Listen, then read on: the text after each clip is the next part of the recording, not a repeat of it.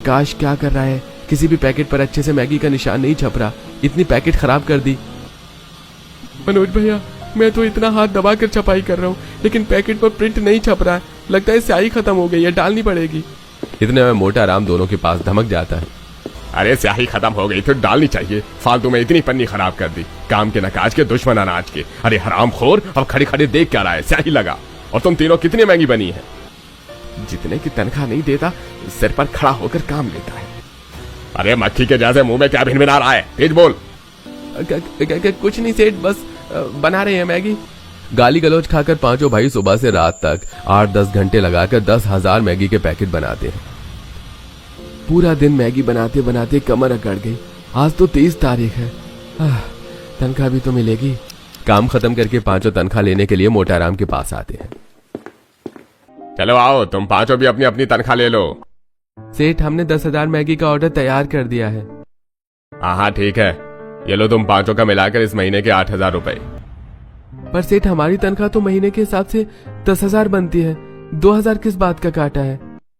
अरे आधे महीने तो तुम पांचों लेट फैक्ट्री आए हो, उसी के कटे हैं। सेठ, आपको हमारा आधे घंटे लेट आना दिखाई दे दिया, और जो हमने रात के 10 बजे तक फैक्ट्री में रखकर ओवर टाइम लगाया है, उसका क्या? आपको हमें बढ़ाकर पैसे देने बनते हैं। हाँ, मैं तो धन्ना सेठ आ रहा हूँ जो तुमको बढ़ा के पैसे दूं, है? बाकी लेबरों को भी पैसे देने हैं। सेठ, बाकी लेबर तो बस मैगी के पैकेट को गत्ते के डिब्बे में डालते हैं। हम पांचों भाई मैगी बनाते भी हैं, पैकेट भी बनाते हैं, पैक भी करते हैं, फिर भी आप महीने में हमें 10,000 तनख्वाह देते हो। इतने में परिवार का पेट भरवाना पान पर चूना लगाने जितना आसान नहीं है। अरे घर की मरम्मत भी करवानी है, इस महीने थोड़ी एडवांस दे दो। मेरे पास एडवांस देने के लिए पैसे नहीं है। तुम लोगों को आना है तो आओ, वरना काम करने के लिए बहुत एरे हैं। बाकी ये मैगी के पैकेट ले जाओ, बाल बच्चे खा लेंगे, और ये खाली पैकेट भी ले जाओ, फालतू में फैक्ट्री के अंदर कचरा पड़ा हुआ है। जी सेठ। पांचों भाई मैगी के खाली पैकेट को कट्टा में डाल लेते हैं और थोड़ी मैगी भी ले लेते हैं। वहीं उनकी गरीबी मजबूरी का फायदा उठाकर मोटाराम एडवांस देने से मुंह पर मना कर देता है। पांचों मुंह लटकाकर घर चलते हैं। बारिश का मौसम हो रखा होता है, जोर जोर से बिजली चमक रही होती है। मौसम खराब हो रहा है, जल्दी से घर चलो वरना बारिश आ जाएगी। रोड पर चलते चलते पांचों अमीरों की चमचमाती कोठी बंगलों को देख रहे थे। जिंदगी के मजे तो इन पैसे वालों के हैं, बैठकर आराम से खाना पीना मजे उड़ाना कर रहे हैं। वहीं गरीब की सारी जिंदगी 2 वक्त की रोटी कपड़ा मकान जोड़ने में गुजर जाती है। तभी जोरदार बारिश के साथ मानसूनी आंधी उठ जाती है, जिससे गरीब झुग्गी झोपड़ी वाले कच्ची कॉलोनी में रहने वाले में से किसी की छत उड़ जाती है तो किसी की चौखट उड़ जाती है, जिससे पांचों अपने कच्चे घर मकान को लेकर चिंता में आ जाते हैं। अरे आज तो काफी तगड़ा तूफान है, पता नहीं घर का क्या हाल होगा। जहां दूसरी तरफ उनकी रसोई की छत तूफान में उड़ जाती है और अब 5 बहू बिना छत की खुली रसोई में खड़ी थी। बस यही दिन देखना बाकी रह गया था, अब खुली रसोई में क्या क्या भीगने से बचाएंगे। इस गेहूं की बोरी को हटाना पड़ेगा, वरना सुखाया गेहूं भीग जाएगा तो चक्की वाले पीसने से मना कर देंगे। सुमन जल्दी से गेहूं की बोरी रसोई से उठाकर घर में लाकर रख देती है। वहीं बाकी की चारों बहू भी बारिश में खुद भीगकर सारा सामान घर के कोने में इकट्ठा करती हैं। वहीं घर की दीवार हिलते डुलते देख दोनों बच्चे डर जाते हैं। दादी दादी, देखो हमारी घर की दीवार तो हिल रही है, अगर हमारा घर टूट गया तो बारिश में कहाँ रहेंगे। बिटिया शुभ शुभ बोल, किसी तरह इसी कच्चे मकान में टाइम काट रहा है, अगर ये भी टूट गया तो बारिश में कहाँ भटकेंगे। देखते देखते मकान की दीवार में दरार आ जाती है और 1-2 ईंट निकल जाती है। हे भगवान जी, एक तो इतनी तेज बिजली चमक रही है, हवा भी साए साए लग रही है, कहीं दीवार न ढह जाए। हे राम जी, बारिश रुक जाए। कलावती, इस मकान की जड़ भी तो इतनी पुरानी हो गई है, दीवार भी चादर जितनी पतली हो गई है, कोई भरोसा नहीं है ये मकान कब धंस जाए। बाहर चलो सब लोग।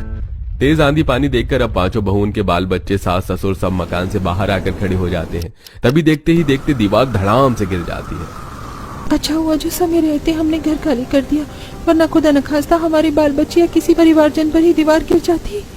बहू जान तो बच गई, लेकिन मकान का तो नुकसान हो गया। सर्दी गर्मी का मौसम होता तो खुले में शरण ले लेते, बारिश के मौसम में कहाँ बसावट करेंगे।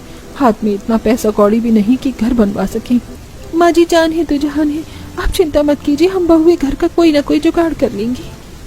इतने में पांचों के पति मैगी के पैकेट लेकर और पन्नी लेके आ जाते हैं और घर रसोई दोनों टूटी देखकर काफी परेशान हो जाते हैं। हे भगवान, ये घर और रसोई दोनों कैसे गिर गई। आप लोगों ने टाइम से मरम्मत करवा दिया होता तो घर नहीं गिरता। घर भी ऐसे रात के टाइम गिरा है कि कहाँ भटकेंगे सब लोग। बेटा तुम पांचों को तनख्वाह मिला के नहीं, ये बताओ। माँ तनख्वाह तो हमें मिल गई थी, लेकिन लाला का 3 महीने का उधारी बाकी था तो 5,000 उसी को दे दिए। रोज रोज टोक रहा था, बस यही 2-3 हजार बचे हैं।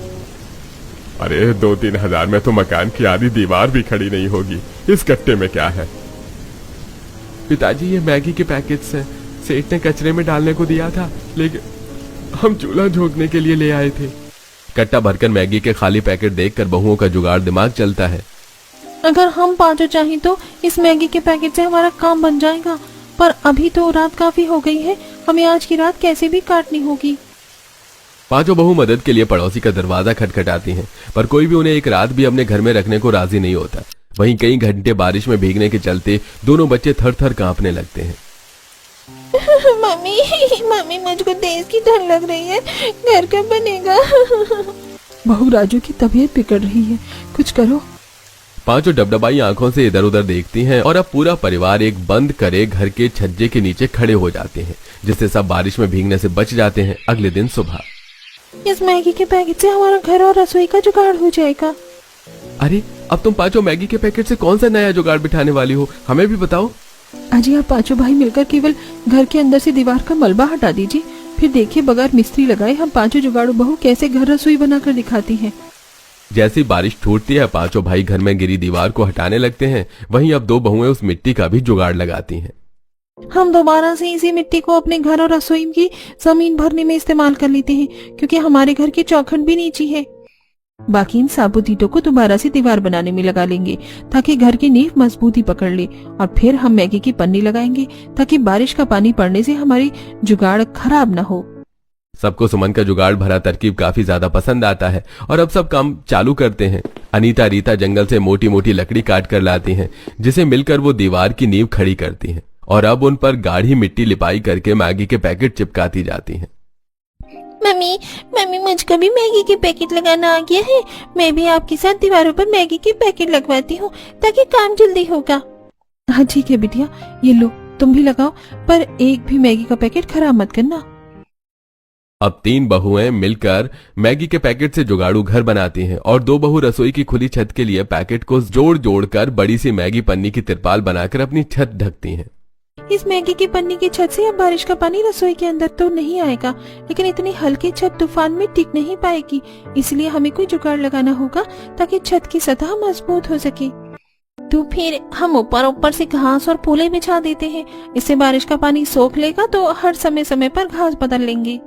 अब नीतू सुमन जंगल से घास फूस इकट्ठा करके आती है और पूरी रसोई की छत को अच्छे से ढाप देती है और बची हुई मैगी के पैकेट को दीवारों पर अच्छे से लगा देती है। अब पांचों जुगाड़ू बहू की मैगी की रसोई और घर दोनों पूरी तरह से बनकर तैयार हो चुका था। अरे वाह, हमारा मैगी का घर और रसोई तो हमारा मस्त लग रहा है।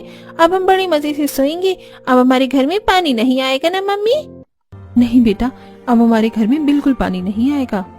इतनी मेहनत करके आज तो थक गई, भूख लगी है जोरों की। आप सब लोग घर के अंदर चलिए, मैं सबको गर्मा गर्म चटपटा मैगी और चाय बनाती हूँ। सब लोग मैगी घर के अंदर आते हैं। कावेरी रसोई में बैठकर सबके लिए मैगी और गर्मा गर्म चाय बनाती है। पूरा परिवार मजे से बारिश में चाव से गर्मा